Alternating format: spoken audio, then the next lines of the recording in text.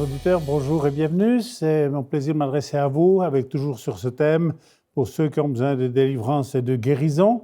J'aimerais aussi aborder aujourd'hui la question pourquoi la peur, la tristesse, le chagrin, les conflits sont à l'origine de certaines maladies.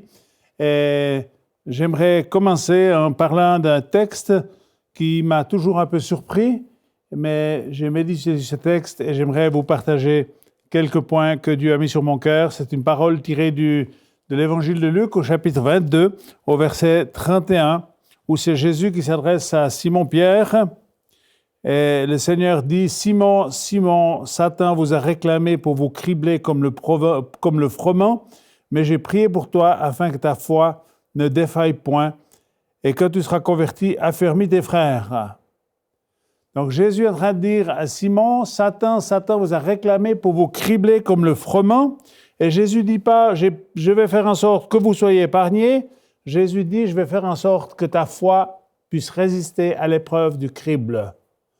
Et je sais que dans notre humanité, beaucoup d'entre nous, nous avons subi ces épreuves du crible parce que nous avons un adversaire qui aime à nous cribler et qui parfois, comme on l'a vu dans l'histoire de Job et d'autres, où il revendique ses droits. Et ici, il a revendiqué le droit de cribler Simon-Pierre. Et Jésus lui dit, je vais prier pour toi, pour que ta foi ne défaille point. Satan nous crible au travers de diverses manières. Parfois, c'est notre propre souffrance. Parfois, c'est la souffrance de nos enfants. Parfois, c'est lié à des peurs, à de la crainte, du chagrin, des conflits. Et tout cela n'est pas pour vivre en bonne santé et de façon harmonieuse. Mais j'aimerais, et alors par rapport à cette question du crible, j'aimerais dire deux choses qui me semblent très importantes. On voit que l'apôtre Pierre, il va traverser ce crible parce qu'il va renier son maître, Jésus-Christ. On pourrait dire, tiens, Pierre, il a échoué, mais Pierre, il s'est relevé et Jésus l'a relevé. Il a dit, Simon-Pierre, m'aimes-tu à 3 reprises? Et Pierre va répondre, mais tu sais que je t'aime, etc. Et Jésus lui dit, paie mes agneaux, paie mes brebis. Et puis on voit que Dieu le restaure, même s'il a passé au travers du crible. Donc j'aimerais vous dire, si vous êtes criblé par l'ennemi, Dieu est un Dieu de restauration. Il y a d'autres personnages dans les Écritures qui n'ont pas parce qu'ils ont été criblés, peut-être encore plus violemment que Simon-Pierre, mais qui n'ont pas traversé le crible. Je pense à Job. Job était éprouvé à l'extrême. Il a perdu les siens, ses enfants, il a perdu tous ses biens. Tout lui a été pris, mais Job reste fidèle. Son épouse lui dit « Maudit Dieu et meurs, c'est le mieux qu'il te reste à faire parce que tout est fichu, tu n'as plus rien. » Et Job de répondre « L'Éternel a donné, l'Éternel a repris. » On est dans l'Ancien Testament. Il y a une révélation qui est différente que dans le Nouveau. L'Éternel a repris, que le nom de l'Éternel soit béni. Et il a dit qu'en tout cela, Job ne pécha point. Donc Job est resté dans une ligne très fidèle, dans des moments d'extrémité où il était frappé d'un ulcère malin qui depuis la tête jusqu'aux pieds, dans une situation extrême. Mais qu'est-ce que nous voyons dans l'histoire de Job? C'est non seulement que Job n'a pas traversé le crible, mais nous voyons à la fin de l'histoire de Job que Job va se relever et que Job va retrouver davantage de choses que ce qu'il avait au début. Et je crois que pour chacun et chacune d'entre nous, cela parle de notre héritage dans le royaume de Dieu. Vous savez, ici-bas, des fois, on est criblé, il y a des choses qu'on perd, mais Dieu en réserve pour nous un héritage dans les cieux. Et j'aimerais vous encourager de ne pas perdre de vue cela, même si parfois l'ennemi nous attaque, essaye de nous tourmenter de toutes sortes de manières. N'oubliez pas que Dieu reste Dieu et que c'est lui qui a le mot final. Et j'aimerais vous encourager dans l'épreuve. N'abandonnez pas Dieu, n'accusez pas Dieu. Ce n'est pas lui qui est à l'origine de l'épreuve, comme il n'est pas non plus à l'origine de la maladie. J'aimerais vous montrer l'histoire d'une femme qui a résisté à différents obstacles dans sa vie, mais parce qu'en elle, il y avait une détermination, alors on voit qu'elle a atteint le but. Elle va entendre cette parole extraordinaire de la part de Jésus, que j'aimerais que nous puissions tous entendre, où Jésus lui dit « Femme, ta foi est grande, qu'il te soit fait comme tu veux. » Moi, je pense que chacune d'entre nous, on aurait besoin d'entendre cette merveilleuse parole de Jésus. Je la trouve extraordinaire, cette parole, mais on va voir les étapes qu'elle a dû traverser pour arriver à ce stade-là où tout à coup Jésus lui dit « Femme, ta foi est grande, qu'il te soit fait comme tu veux. » J'aimerais vous inviter à lire ce texte dans Matthieu chapitre 15, à partir du verset 21. Jésus étant parti de là, se retira dans le territoire de Tyr et de Sidon, et voici une femme cananéenne qui venait de ces contrées, lui cria « Aie pitié de moi, Seigneur, fils de David! Ma fille est cruellement tourmentée par le démon. » Il ne lui répondit pas un mot. Et ses disciples s'approchèrent et lui dirent avec instance « Renvoie-la, car elle crie derrière nous. » Il répondit « Je n'étais envoyé qu'aux brebis perdues de la maison d'Israël. »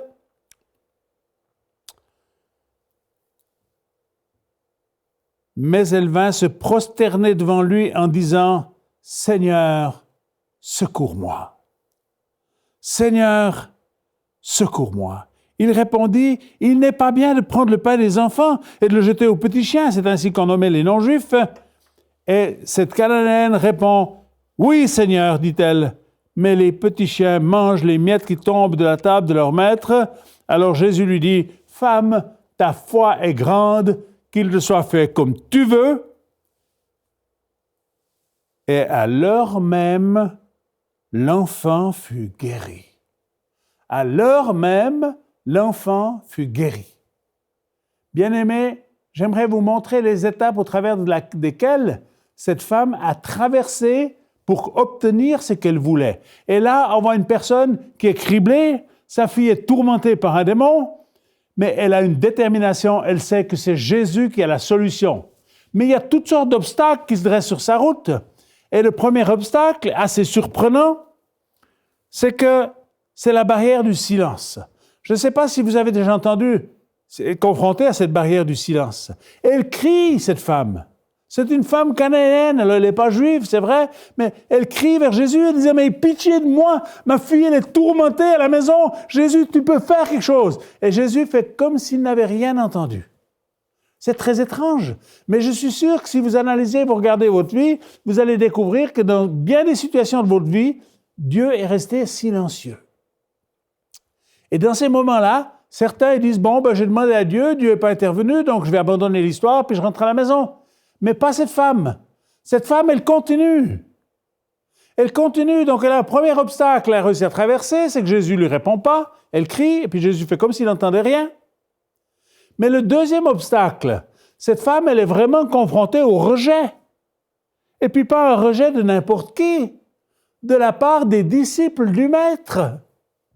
Les disciples, eux, ils ont trouvé la solution au problème. Ils ont dit, Jésus, renvoie-la à la maison parce qu'elle crie derrière nous. Elle nous casse les oreilles, donc tu la renvoies à la maison et l'affaire est classée. Jésus ne l'a pas fait, mais ça, c'est la solution des disciples.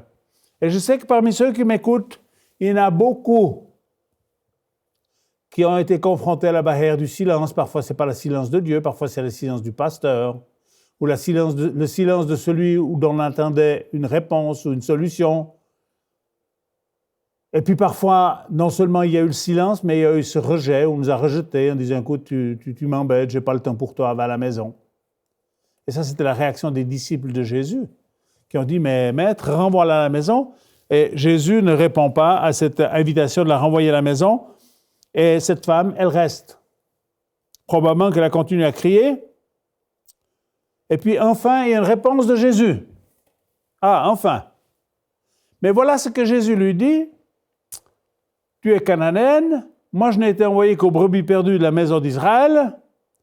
En d'autres termes, ça veut dire tu n'es pas né du bon côté de la barrière.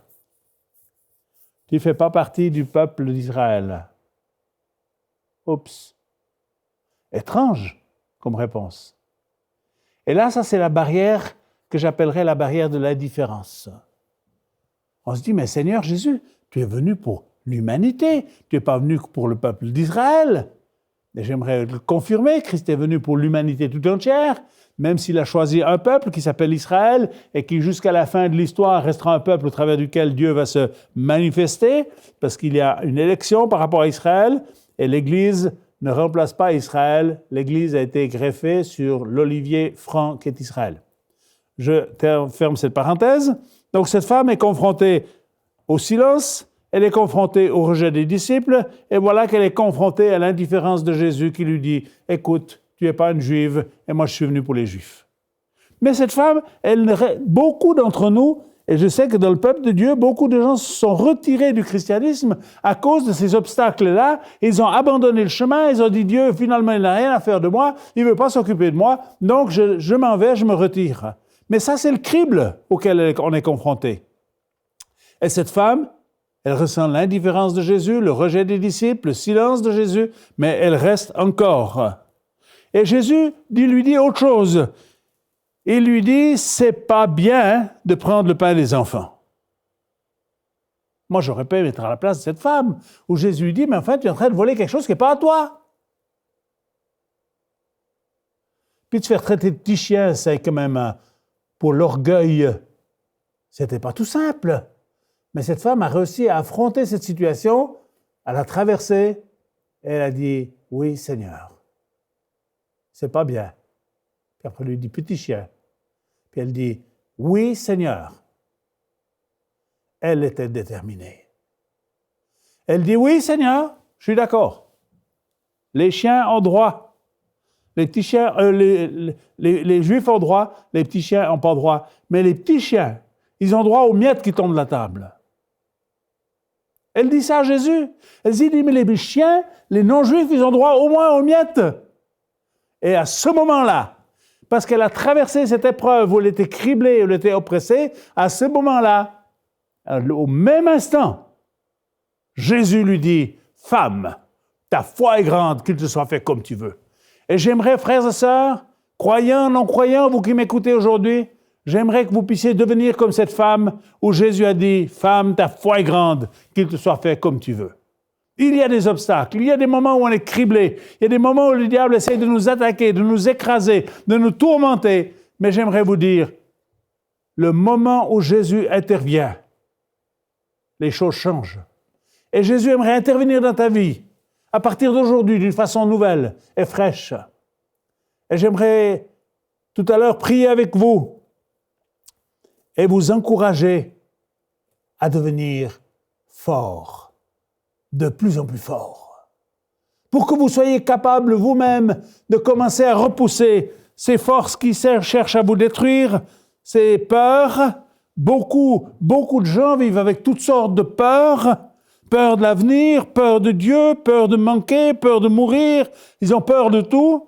Beaucoup de gens vivent avec la tristesse, c'est un esprit qui est venu, qui t'a enfermé, emprisonné dans la tristesse et tu n'arrives plus à te réjouir. Et j'aimerais prier pour toi dans quelques instants. Beaucoup de gens vivent avec des chagrins profonds soit parce qu'il y a eu un deuil, soit parce qu'il y a eu une déchirure, une rupture, un divorce, je ne sais quoi. Donc beaucoup de gens vivent avec du chagrin. Beaucoup de gens vivent dans des conflits permanents.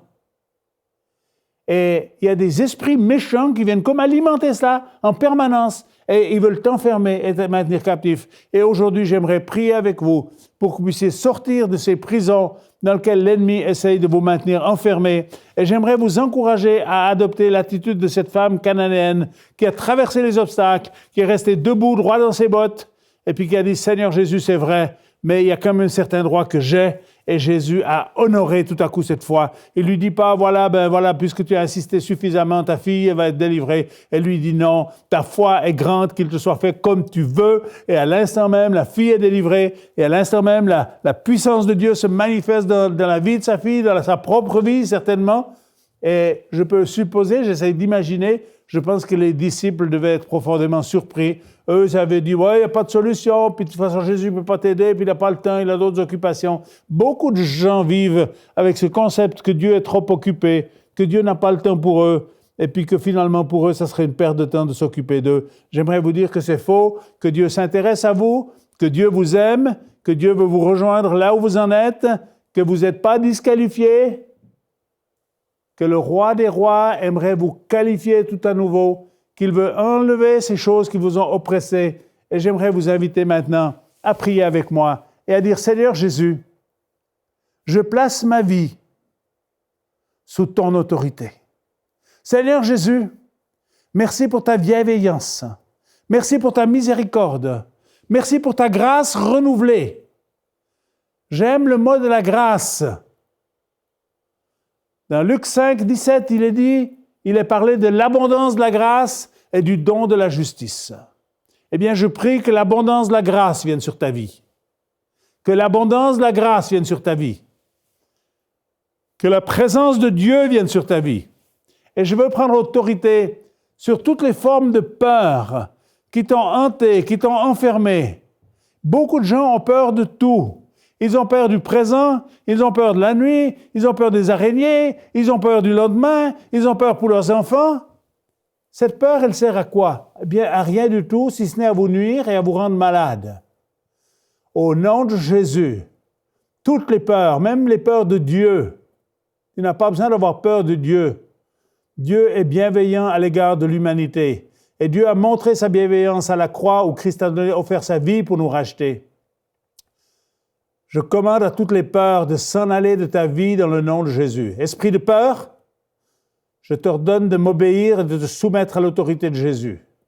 J'ordonne à la peur du manque de s'en aller, à la peur de ne pas être rejoint, à la peur que Dieu t'ait oublié, à la peur de l'avenir, à la peur du retour de Jésus. Toutes sortes de peurs. J'ordonne à la peur de s'en aller dans le nom de Jésus. La peur n'est pas là pour t'aider, la peur, elle est là pour te nuire. Et je prie qu'en lieu et place de cette peur, il y ait un esprit de grâce et de paix. Qu'en lieu et place de la tristesse, et je vois beaucoup d'entre vous qui êtes enfermés, vous êtes prisonniers de la tristesse.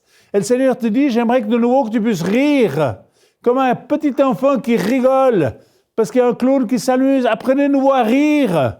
Apprenez de nouveau à vous réjouir. Apprenez à contempler la beauté de la création. Apprenez de nouveau à vous réjouir, à profiter des bonnes choses de la vie.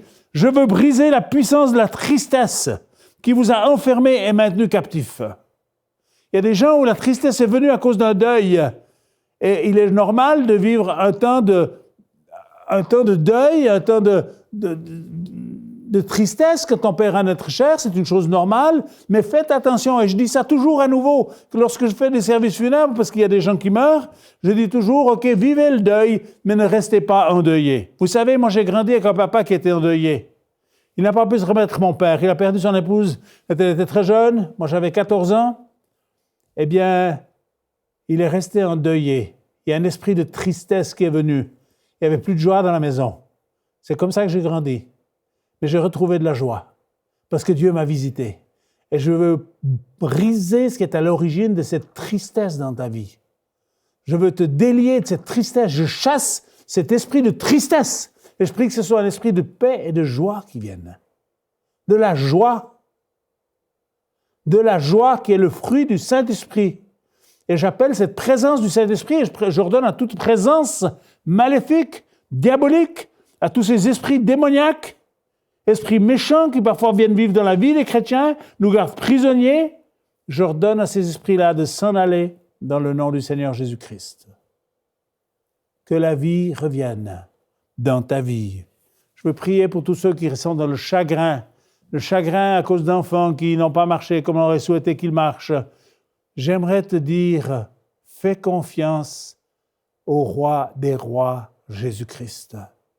Fais-lui confiance pour tes fils et tes filles, même s'ils ne marchent pas droit aujourd'hui. Commence à les regarder. Vous savez, il y a différentes manières d'aider Dieu, ou en tout cas de coopérer avec Dieu. Je ne sais pas si on peut aider Dieu, mais de coopérer avec Dieu.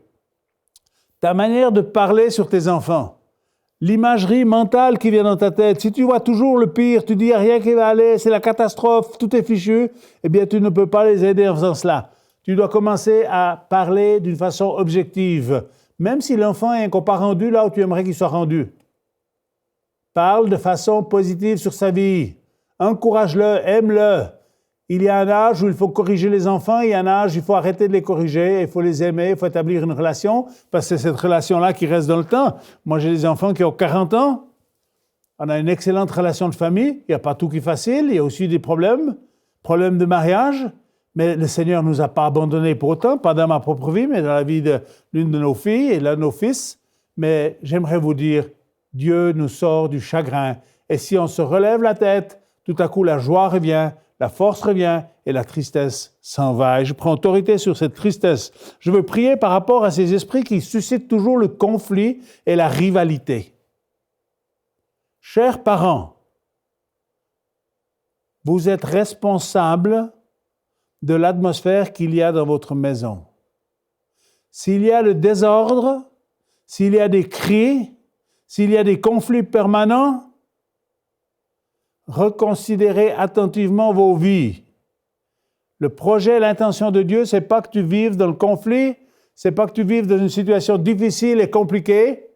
Et je veux prendre autorité sur ces esprits qui amènent des conflits, qui amènent toujours le conflit, qui voient toujours les choses par la négative. Et puis quand ça va bien, ben non, on retrouve un nouveau conflit pour ressusciter des querelles. Je veux prendre autorité sur cet esprit de conflit. Et si tu es concerné, mon frère, ma sœur, croyant, non croyant, si tu es concerné par le conflit, j'aimerais te dire, prendre la décision, maintenant.